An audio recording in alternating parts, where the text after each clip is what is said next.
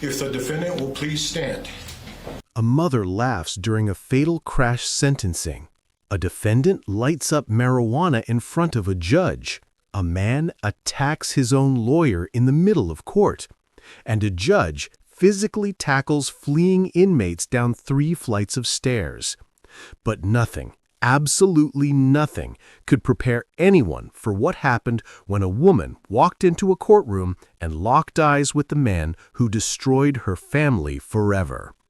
What you're about to witness are the most shocking, heartbreaking, and utterly unbelievable moments ever captured inside American courtrooms. Moments so raw and real that they'll make you question everything you thought you knew about justice, human nature, and the thin line between freedom and a lifetime behind bars. This isn't fiction. This isn't dramatized. This is real life caught on camera, and I promise you, by the end of this story, you'll never look at a courtroom the same way again. Before we dive into these jaw-dropping cases, hit that subscribe button because what unfolds in the next 15 minutes will leave you speechless. And if you've ever wondered what really happens when someone completely loses it in front of a judge, you're about to find out. Now, let me take you inside a Texas courtroom where a man named Daniel Villegas stands trembling, waiting to hear if he'll spend the rest of his life in prison for a crime he says he never committed. A crime from 25 years ago when he was just 16 years old. Picture this, El Paso, Texas. The courthouse is silent except for the sound of nervous breathing. Daniel Villegas, now 41 years old, stands before the jury with his hands clasped together so tightly his knuckles have turned white. His family sits behind him, frozen in their seats, afraid to even blink. This is his 3rd trial for the same crime, the murder of 2 teenagers back in 1993. And for 25 years, he's maintained his innocence. 25 years of his life consumed by a confession he says was forced out of him when he was just a scared teenager, without a lawyer, without his parents, alone in a room with a detective who refused to let him leave. He recanted that confession within hours, but it didn't matter. The damage was done. His first trial in 1994 ended in a hung jury. People couldn't agree if he was guilty or innocent.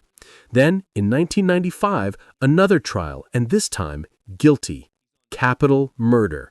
Life in prison. He spent 18 years behind bars. 18 years watching life pass by through prison bars, missing birthdays, holidays, watching his family age in photographs they sent him. But here's where it gets even more heartbreaking. In 2013, that conviction was thrown out because his lawyer had been so terrible, so incompetent, that Daniel didn't get a fair trial. Imagine that, 18 years stolen from your life because someone else didn't do their job properly. He was released in 2014, tasted freedom for the first time in nearly 2 decades, fell in love, and became a father to 2 children. But the prosecution wasn't done. They wanted him back behind bars. No DNA evidence linking him to the crime, no weapon, no forensic proof whatsoever. Just that old, disputed confession from when he was 16 years old. If you're watching this from anywhere in the world, drop a comment right now telling me where you're from, because I want to know if this kind of justice exists where you live. Does it seem right to you? Think about it for a second.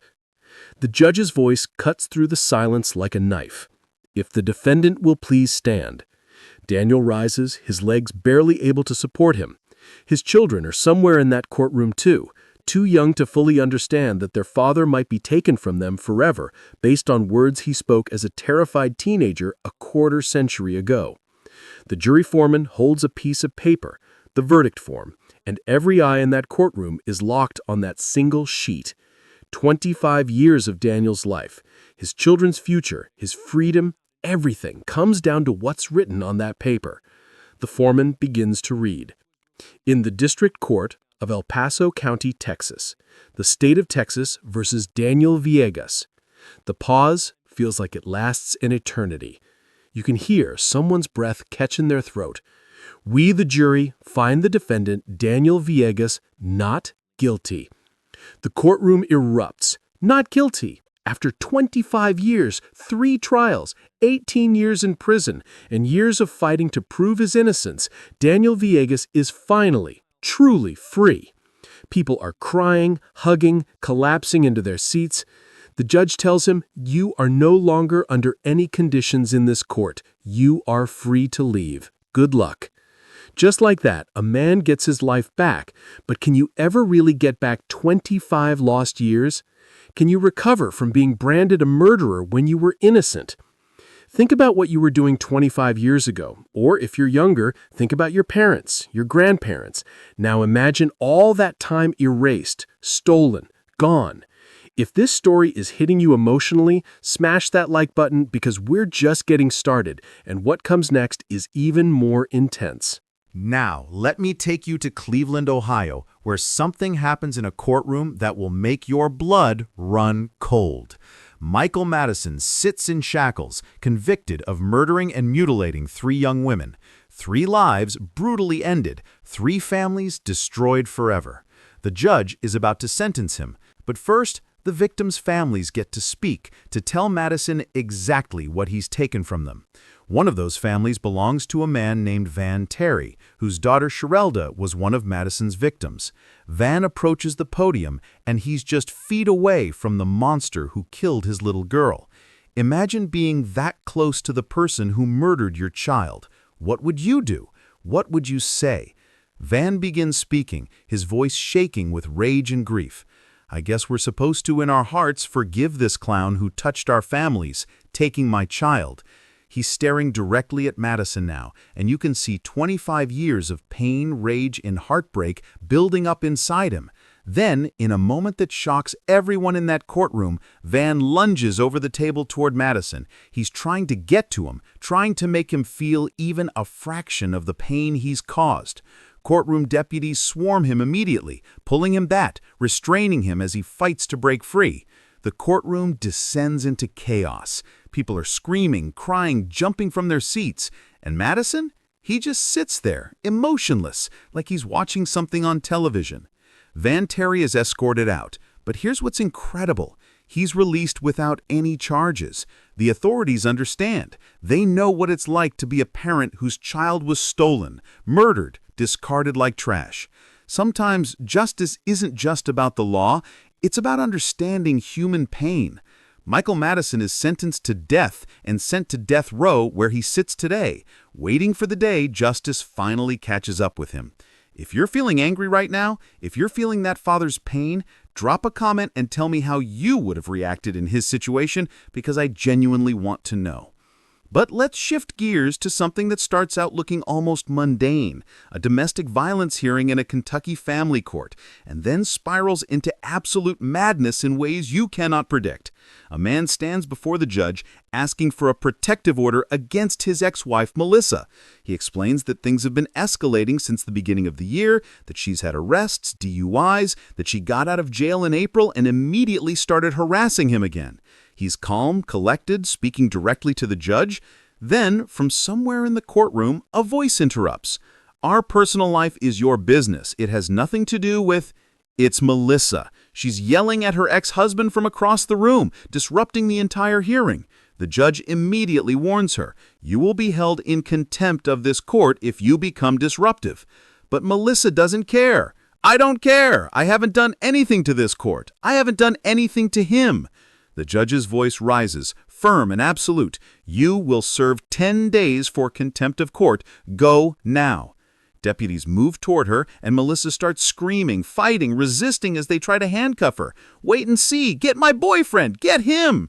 They drag her out of the courtroom while she's still screaming, still fighting, and the hearing continues as if nothing happened. But it doesn't end there. After spending nearly 5 months in jail, Melissa pleads guilty to intimidating a participant in a legal process and agrees to a 5-year rehabilitation program to avoid more jail time. 5 months behind bars because she couldn't stay quiet for 5 minutes. Think about that. 5 minutes of silence could have saved her 5 months of freedom. How many times in life do we make split-second decisions that destroy everything? If you've ever made a decision you instantly regretted, drop a like right now because you're not alone. We all have. And speaking of split-second decisions, let me tell you about a father who absolutely refused to follow the rules, and it cost him everything.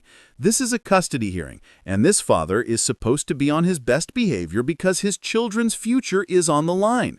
The judge is trying to swear him in, a simple, basic step in any legal proceeding. Raise your right hand. Do you swear to tell the truth? But this father, let's call him defiant, refuses. I'm not under oath. I'm not under oath. The judge tries again. Raise your right hand, please. The father raises his middle finger instead. Yes, you read that right. He flips off the judge in the middle of a custody hearing for his own children. The judge, somehow keeping his composure, says, I didn't appreciate that. But the father keeps going. You threatened my life the other day. This is being done unconstitutionally. Y'all took my kids unrightfully. The judge calmly asks, do you want to be here during the trial process? No. Do you want to testify? No, this is all being done unconstitutionally. The judge, clearly losing patience, asks one more time, do you want to be here when the jury's here? And the father responds with an expletive, I can't repeat here. Eventually, he storms toward the water cooler, pours himself a cup, and says, I got a lot more cussing to do. He's actively sabotaging his own case, destroying any chance he has of seeing his children, and he doesn't even seem to realize it or care. The hearing continues without him, and unsurprisingly, he loses custody. Sometimes the biggest enemy we face isn't the system, isn't the judge, isn't even the other side. It's ourselves, our anger, our pride, our inability to just stop and think before we act. If this is resonating with you, comment below and tell me about a time you've seen someone destroy their own life right in front of your eyes. Now, let's talk about an 18-year-old girl named Keandrea Cook, who's about to learn one of life's hardest lessons in the most brutal way possible. She's standing in a Florida courtroom, about to be sentenced for her role in a robbery that ended with a teenager being shot. Keandrea used a dating app to lure the victim, setting up what she thought would be a quick robbery, but her boyfriend and his friends took it further. They shot the victim. Thankfully, he survived, but his life will never be the same. Keandrea accepted a plea deal, hoping to avoid the most serious charges, but she still faces carjacking, attempted carjacking with a deadly weapon, and felony battery. When it's her turn to speak, she breaks down in tears. I just want to say that I'm sorry to the mom that her son had been shot, because I didn't even know he was in communication with my boyfriend and his friends to do this. I didn't even know what was going on until it was too late. I was at the wrong place at the wrong time. I just want to ask for forgiveness so I can get out and finish school and make my mama proud, because I want to be her first child to bring home a high school diploma. Her words are raw, emotional, desperate. She genuinely seems to believe she'll get a light sentence, maybe probation, maybe community service. Her mother sits in the gallery, crying, hopeful. Then Judge Foxman speaks. Miss Cook, you're before the court for sentencing. A couple of things going in your favor. One, you didn't hold the firearm during these episodes. Second, the victim luckily survived. There's a pause, and you can feel the hope in that courtroom. But then, that being said, this was intentional. It was an orchestrated ambush, and you were a main part of that. I'm going to adjudicate you guilty of all 3 charges and sentence you to 20 years in state prison.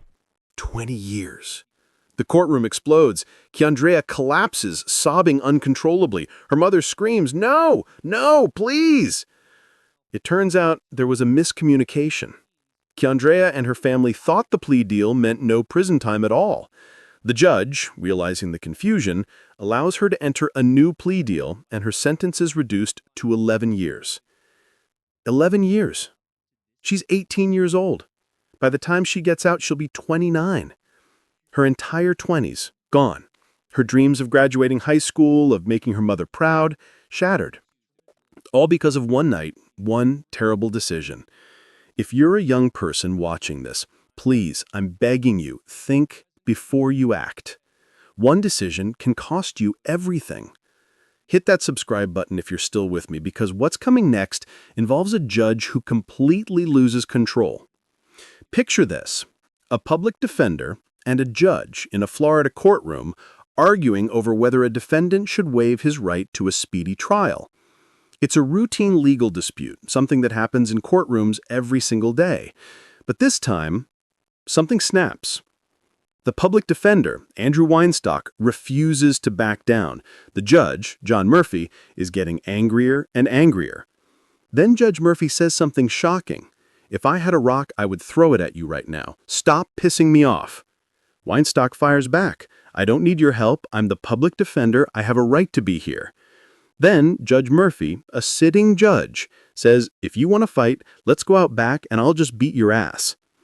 They both storm into the hallway behind the courtroom, out of view of the cameras, and they actually get into a physical fight. A judge and a lawyer fist-fighting in the courthouse hallway. Judge Murphy returns to the courtroom alone, out of breath, and says, "I will catch my breath eventually. Man, I'm an old man." He continues the hearings without the public defender present, leaving defendants without legal representation. Eventually, the Florida Judicial Qualifications Commission investigates Murphy, charges him with threatening violence, engaging in a physical altercation with counsel, and resuming court when defendants had no lawyer. The Florida Supreme Court orders his immediate suspension and permanent removal. A judge, someone who's supposed to uphold the law, loses everything because he couldn't control his temper for 2 minutes. It's a reminder that no one is above the law, not even the people enforcing it. If this story shocked you, drop a like and keep watching because we're about to see 2 inmates try to escape from a courtroom in the most ridiculous way possible. Lewis County, Washington.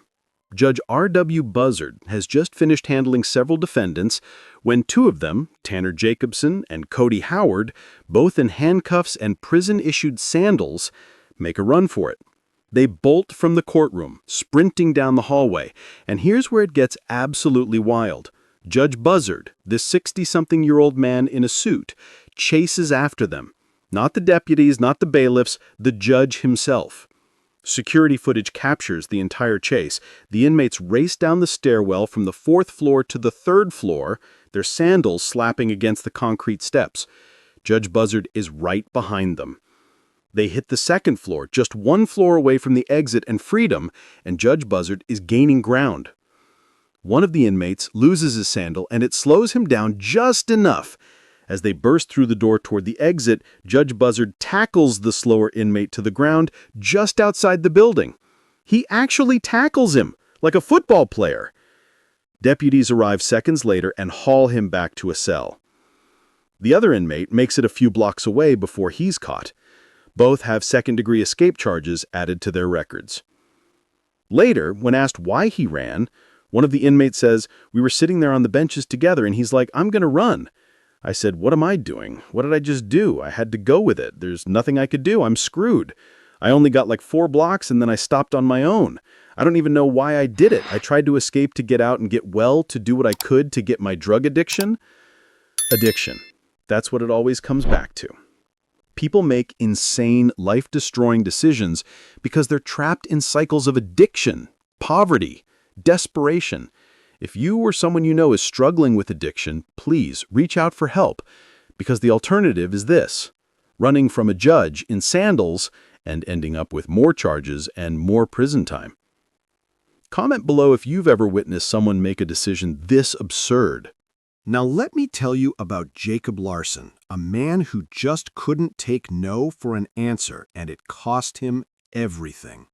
Jacob had a crush on a former high school classmate. She wasn't interested at all. So much so that she got a personal protection order, a restraining order against him. But Jacob didn't stop. He sent her Facebook message after Facebook message, 22 of them after the restraining order was issued. Now he's back in court, standing before the same judge who issued the original order. The judge asks him, "How many of those messages were after the protection order?" 22. The judge, clearly frustrated, says, "This is like Fatal Attraction kind of stuff. I warned you last time. I told you to just leave her alone." Jacob interrupts, "I want her to tell me to leave her alone." The judge snaps, "You know what? I told you to leave her alone, and apparently that didn't get through loud and clear, so today you're going to jail for 3 days. Jacob mutters something under his breath. The judge hears it. You've got a bad attitude. You had a bad attitude last time. 45 days county jail. Jacob keeps talking. 93 days in county jail. The judge is escalating the sentence with every word out of Jacob's mouth. You want to go for a year? Try it right now. One more word out of you, it'll be a year in county jail. But Jacob can't stop himself. He keeps arguing, keeps talking, and the judge finally says, "Stand up. 365 days county jail. 1 year. Put your hands behind your back." Jacob refuses. Deputies move in and he resists. "Tase his ass right now," someone yells. They wrestle him to the ground, handcuff him, and drag him out. All because he couldn't accept that someone didn't want to talk to him. 1 year in jail for refusing to respect a boundary. Think about that. How many relationships, friendships, and opportunities have been destroyed because someone couldn't accept the word no? Drop a comment if you've ever had to deal with someone who just wouldn't leave you alone. Now, let me tell you about a moment in a Miami courtroom that will absolutely break your heart. Judge Mindy Glazer is handling dozens of bond hearings, routine stuff, when a man named Arthur Booth steps up. He's 49 years old, a career criminal charged with burglary, grand theft, fleeing, and resisting arrest. Judge Glazer starts going through his charges: reckless driving, damage to property, leaving the scene of a crash. Then she pauses. Something about him seems familiar. "I have a question for you," she says. "Did you go to Nautilus Middle School?" Arthur looks up confused. "Oh my goodness," Judge Glazer says, her voice breaking. "Oh my goodness. I'm sorry to see you here. I always wondered what happened to you, sir."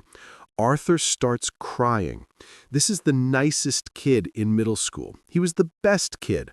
I used to play football with him and all the kids. And look what has happened." The courtroom is silent.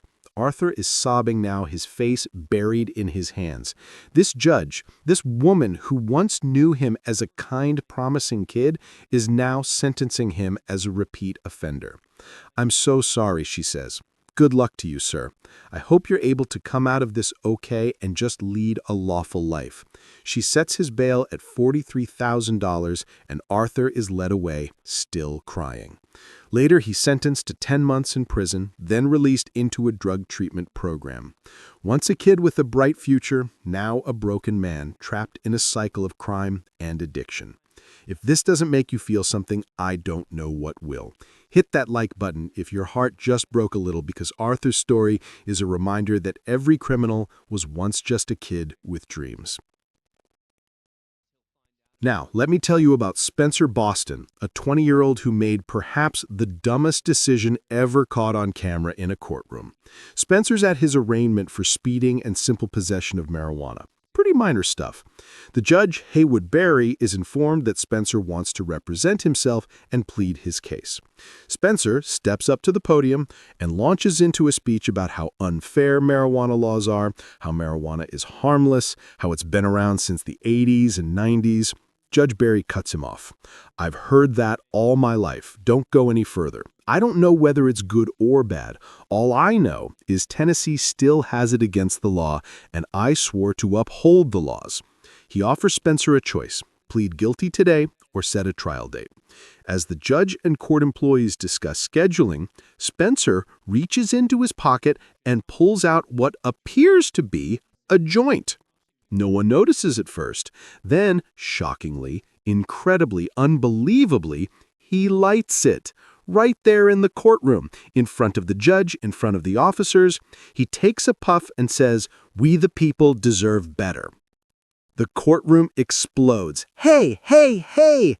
Officers rush him, tackle him, drag him out as he's still shouting about marijuana laws. Judge Berry gets the final word: take him to jail. Spencer gets slapped with disorderly conduct and another possession charge on top of his original charges, all because he thought lighting up a joint in a courtroom would somehow prove his point. Spoiler alert, it didn't. If you think that's the wildest thing you've ever heard, comment below because I want to hear your stories. Finally, let me tell you about a moment so painful, so raw, that it's hard even to talk about. Amanda Kosal is being sentenced for driving under the influence and causing a head-on collision that killed 31-year-old Jerome Zerker and severely injured his fiancée. Jerome and his fiancée had 5 children together. 5. Before sentencing, the court hears an impact statement from Jerome's children, read by his sister. "Amanda, look what you did to my life. You ruined everything I had, like my dad's life." Amanda is crying, devastated by the words. But then Judge Kiana Lillard hears something from the gallery, snickering, laughing, from Amanda's family. "You can leave," Judge Lillard says, her voice shaking with anger. "Whoever can sit here at a tragic moment like this and laugh and smile when somebody has lost a family member, you can go to jail." It's Amanda's mother, Donna Kosal, who's been laughing. "Ma'am, you are being taken into custody for criminal contempt. You are going to the Wayne County Jail for 93 days. Donna is dragged out, screaming, as Judge Lillard continues. "These are very serious matters, and I understand you're upset because your loved one is going to prison. But guess what? She's going to prison for the choices that she made." Amanda Kosal is sentenced to 3 to 15 years in prison. She serves 3 years and is paroled in 2020. As for Donna, after spending 1 night in jail, she appears before Judge Lillard again, and this time she's learned her lesson. "I deeply apologize for what I did. I was under a lot of stress, and I know it was wrong." Judge Lillard reduces her sentence to 1 day with credit for time served, and Donna is released. But the damage is done. A man is dead. 5 children are without a father, and 2 families are destroyed forever. If you've made it this far, thank you for watching these heartbreaking, shocking, and utterly real stories. These aren't actors. These aren't scripts. These are real people making real decisions that changed their lives forever. What's the lesson here? Maybe it's that every decision matters. Maybe it's that anger and pride can destroy everything. Maybe it's that the justice system is imperfect, messy, and deeply, deeply human. Or maybe the lesson is simpler. Think before you act, because you can't take it back.